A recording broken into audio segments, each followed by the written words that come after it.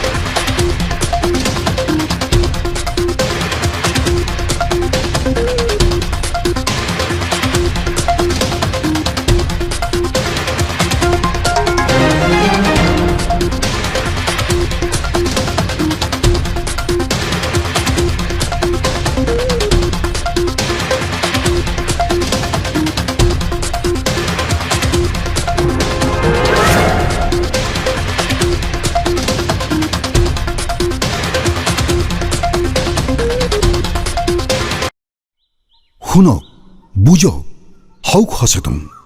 প্ৰজ্ঞাৰ কথাৰে প্ৰজ্ঞা ফাউণ্ডেশ্যন।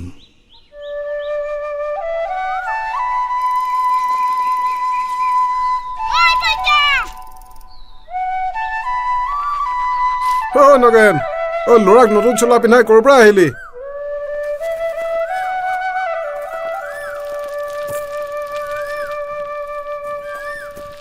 ক'ৰ পৰা আহিলি? মাটি বিক্ৰী কৰিম, এডভান্স পালোঁ, বজাৰ কৰিলোঁ। সেইটো হ'লে তই বৰ ভাল কাম নকৰিলি। আমাৰ বাবে মাটিয়েই সকলো। আৰে মাটি মোৰ, মই যি কৰোঁ বিক্ৰী কৰোঁ, মোৰ কথা। ভুল কৰিছে খুৰা, মাটিখিনি আপোনাৰ নহয়, পূৰ্বপুৰুষৰ পৰা আছিল। এতিয়া যদি সেইখিনি বিক্ৰী কৰি দিয়ে, ৰাজুলৈ কি থাকিব? বাহিৰৰ পৰা অহা মানুহে আমাৰ মাটি যি ইচ্ছা তাকেই কৰিব, আৰু আমি চাই থকাৰ বাহিৰে একোৱেই কৰিব নোৱাৰিম। মিলিজুলি থকা গাঁওখনত ক'ৰ কি মানুহ আহে একো ঠিক নাই। গাঁৱৰ সম্প্ৰীতি আৰু সংস্কৃতিটো প্ৰভাৱ পেলাব।